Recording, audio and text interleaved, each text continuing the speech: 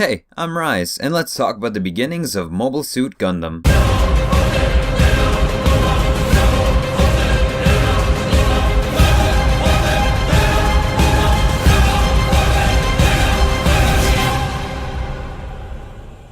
Gundam has become a very popular and well-known name in animation, and it's a revolution that changed the anime industry and storytelling through animation as a whole, introducing a dark, realistic tragedy that is war and gave its viewers meaningful messages. But this revolution, which marked Gundam as a large cultural icon in Japan, almost didn't happen, and its original vision was also changed. Tomino would be the forefather of this revolution. He wanted to tell a story to viewers, and he created Gundam to do so. He worked under Sunrise, and he wanted his viewers to face the reality that is war without actually being a part of one.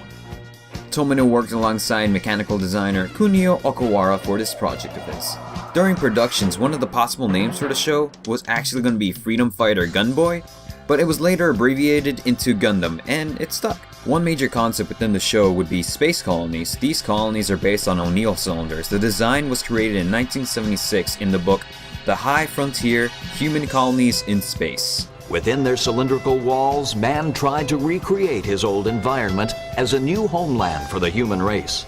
Because of orders from sponsors and Sunrise, the original vision of the show was changed. Originally, designs like the color scheme of the RX-78 was a grayish white until it was forced to be changed into the well-known colors we know today.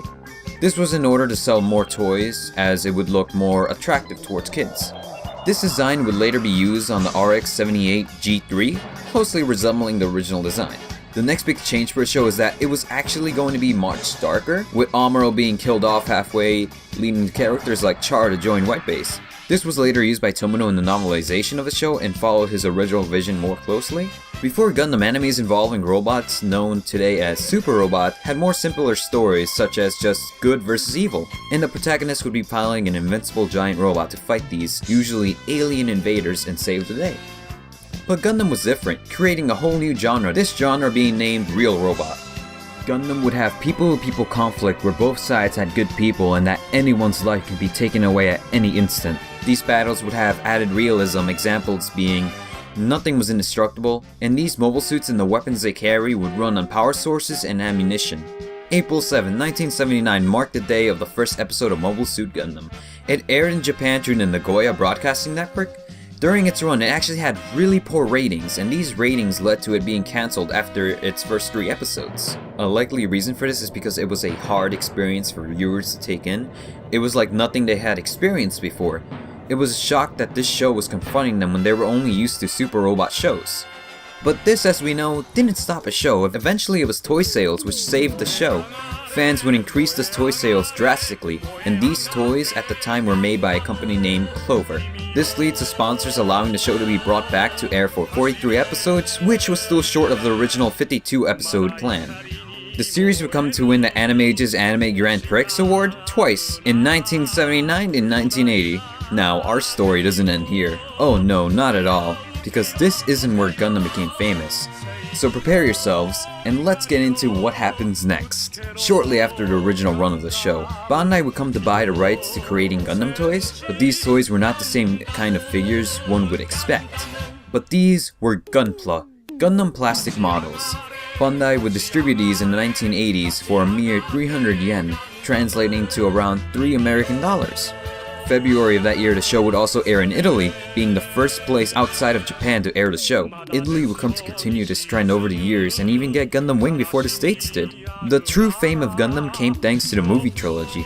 The first movie airing March 14, 1981 in theaters, and into 1982 with the third movie. These movies were basically shorter yet cleaner cuts of the show, along with some added animation and removing scenes Tomino felt were too super robot-esque, like the Gundam Hammer. Sadly.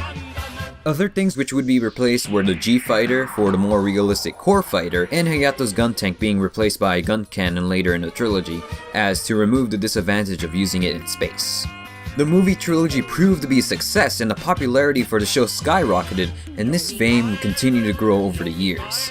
That's as much as I'll get into for now. Thanks for watching, and I plan to make 3 more videos on this, Those being about Zeta Gundam to Victory Gundam, Gundam's rise and fall in the States, and where we are now with Gundam past the 35th anniversary. With a few side videos, one being who truly is Tomino. If there's something important I missed out, please comment and tell me. If you liked it, leave a like and subscribe for more. I'll be continuing making more Gundam and mecha related videos over time and improving as I go on, so that will be fun. Well, see you dudes later, and remember, this channel isn't just for show.